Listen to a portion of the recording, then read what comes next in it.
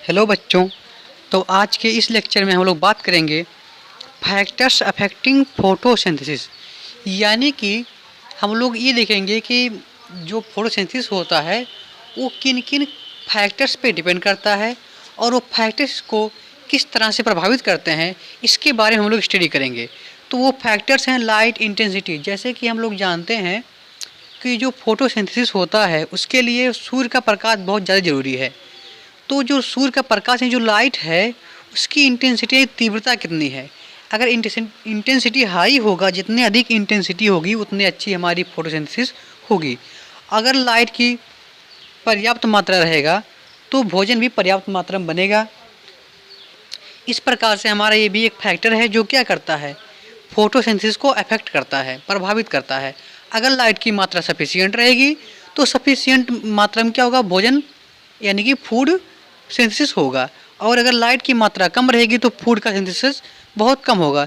जैसा कि आप लोग जानते हैं कि जितने ग्रीन प्लांट होते हैं वो सभी प्लांट केवल दिन में ही फोटोसिंथेसिस करते हैं।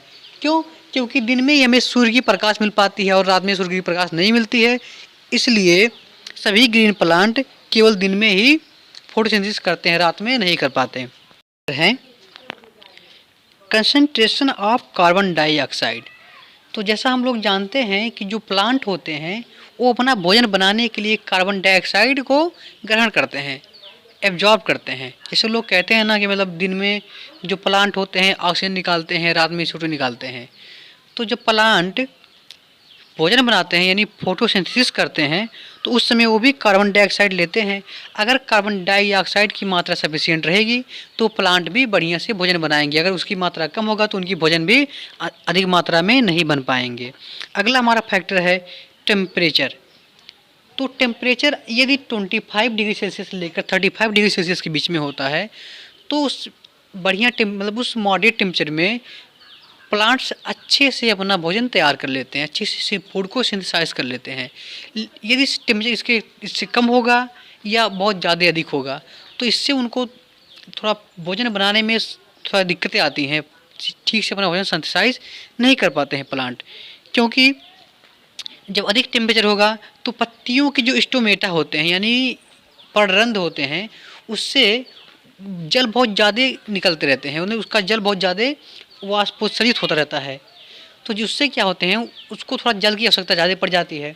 और यदि कम होगा तभी उससे जल बहुत कम निकलते हैं, जिससे उसकी स्टोमेटा के फंक्शन में दिक्कतें आने लगती है। वो अपने मतलब आसानी से खुल और बंद नहीं हो सकता। इसलिए एक मॉडरेट टेम्परेचर होना भी उसके लिए आवश्यक है।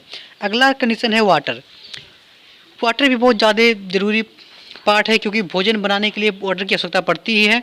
और यदि वाटर नहीं रहेगा तो भोजन ठीक से बनेगा नहीं।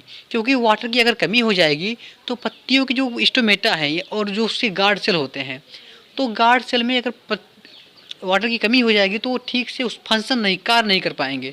जिससे क्या होगा, उसके अगर फंक्शन ठीक नहीं होंगे तो जिससे हम क्या होगा, उसमें ऑक्सीजन का या CO2 का अंदर आना जाना थोड़ा प्रभावित हो सकता है। जिससे अगर CO2 अंदर नहीं जा पाएगा सफिशिएंट मात्रा में तो उसका फोटोसिंथेसिस भी ठीक से नहीं हो पाएगा।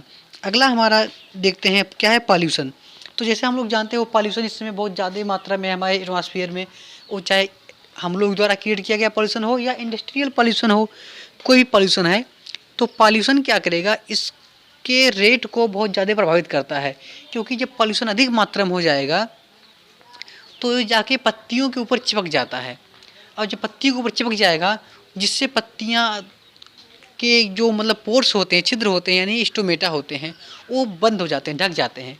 और जब स्टोमेटा ढक जाएंगे तो वह ठीक से कार्य नहीं कर पाएगा। उसके पोर जब खुलेंगे नहीं ठीक से क्योंकि ढक जाएंगे तो मतलब अपनी आवश्यकता अनुसार ना तो CO2 ले पाएगा ना ही O2 ले पाएगा, जिससे उसके फंक्शन में समस्याएं आते हैं। Photosynthesis equation. तो हम लोग देख सकते हैं इस फिगर में फोटोसिंथेसिस इक्वेशन को दिखाया गया है। जैसे कार्बन डाइऑक्साइड, वाटर और कुछ सन की लाइट मिलकर क्या हमको शुगर देते हैं, जो हमारे C6H12O6 होता है, प्लस ऑक्सीजन मिलती है, जो हम लोग कहते हैं कि ग्रीन प्लांट दिन में ऑक्सीजन निकालते हैं। ठीक है। फिर हम देखते हैं आगे हमारे इसमें दिया इक्वेशन, तो कोड इक्वेशन लिखा गया है कि पत्तियों से कार्बन डाइऑक्साइड प्लस वाटर मिलकर लाइट क्लोरोफिल की उपस्थिति में ग्लूकोज और ऑक्सीजन बनाता है।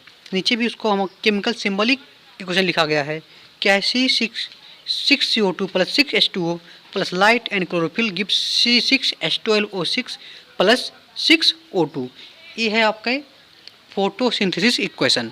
इसी इक्वेशन में मतलब जो लीव्स होते हैं, जो फूड बनाते हैं, सिंथेसिस करते हैं, उसको इसमें दर्शाया गया है।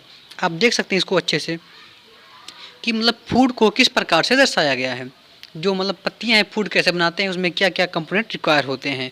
ठीक है, तो आगे हम लोग बढ़ते हैं, आगे देखते हैं हम लोग कि जो ग्रीन लीव्स होते हैं उसको फूड फैक्ट्रीज कहा जाता है प्लांट का। तो ग्रीन लीव्स क्या होते हैं? प्लांट के फूड फैक्ट्रीज होते हैं, क्योंकि हम लोग जानते हैं कि जितने भी ग्रीन प्लांट होते हैं उनमें क्लोरोफिल पाया जाता है, और क्लोरोफिल की उपस्थिति के कारण ही क्या करते हैं, सभी ग्रीन प्लांट्स अपना फूड सिंथेसाइज करते हैं, इसलिए इनको ऑटोट्रॉफ्स कहा जाता है।